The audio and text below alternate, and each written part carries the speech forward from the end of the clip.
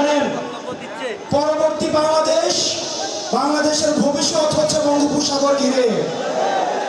আমাদের পরবর্তী বাংলাদেশকে নিয়ে ভাবতে হলে অবশ্যই বঙ্গোপসাগরকে প্রাধান্য দিয়ে পরবর্তী বাংলাদেশকে ভাবতে হবে। প্রিয় কক্সবাজারবাসী, আপনাদের কক্সবাজার যেমন অপার সম্ভাবনা রয়েছে, ঠিক একইভাবে অনেক সমস্যাও রয়েছে। তার মধ্যে একটা প্রধান সমস্যা ছিল ট্যাবলেট বডি। আপনারা ইতিমধ্যে ট্যাবলেট বডিকে উৎখাত করেছেন, বডিকে উৎখাত করা গিয়েছে।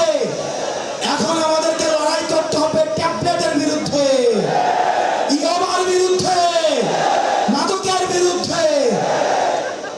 প্রিয় কক্সবাজারবাসী, আপনাদের আরো সমস্যা রয়েছে।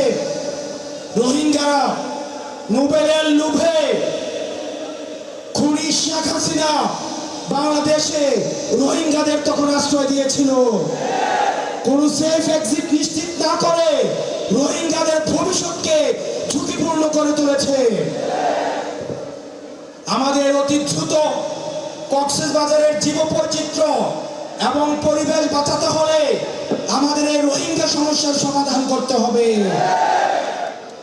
পরবর্তী বাংলাদেশের আমাদের এই পর্যটন শিল্পকে আমাদের প্রসার এবং বিকাশের জন্য যে কোনো ধরনের নীতি নির্ধারণের পর্যায়ে কথা বলতে হলে কক্সবাজার মানুষের সাথে কথা বলতে হবে।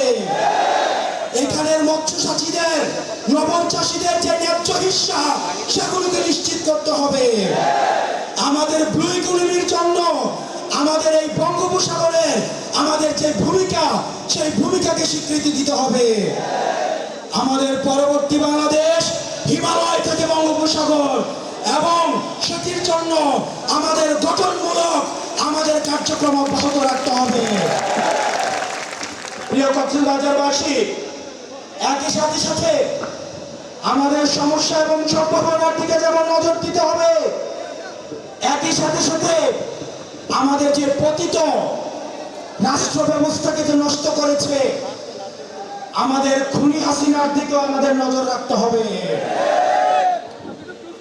আপনারা দেখছেন, আমরা আগে দেখেছি নির্বাচনের মধ্যে একটা দল সংস্কারের বিপক্ষে অবস্থান নিয়েছে, বিচারের বিপক্ষে অবস্থান নিয়েছে, ফলশ্রুতিতে তারা নির্বাচনের বিপক্ষে অবস্থান নিয়েছে। আমরা বিশ্বাস করি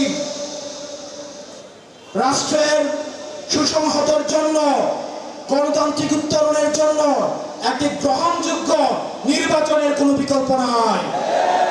কিন্তু এই নির্বাচন যদি হতে হয় তাহলে আগের নিয়মে হওয়া যাবে না।